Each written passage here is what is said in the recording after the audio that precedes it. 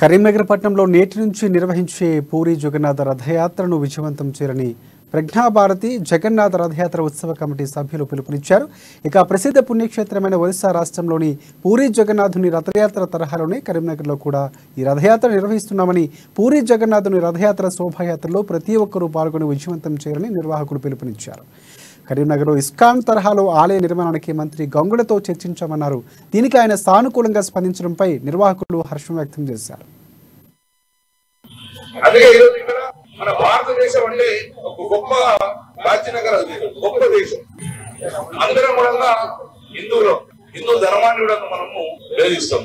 అలాగే మనం ఒక్కో ధర్మాన్ని ఇంకో మతాన్ని ప్రేమిస్తే ఆ మతం వారు మన ధర్మాన్ని మన మతాన్ని ప్రేమిస్తారు.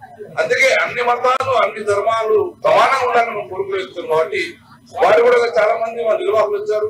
గొప్పగా వెంకటేశ్వర స్వామి యొక్క టెంపుల్ కడుతున్నారు. ఆ భగవంతుడు మన అందరూ అట్లనే అందరూ కోరుకున్న ఇస్కాన్ టెంపుల్ భూమి వందరు. బహుశా ఆ దేవుడు మాకు ఇచ్చిన గొప్ప అవకాశం. 15 రోజుల ఇస్కాన్ కూడా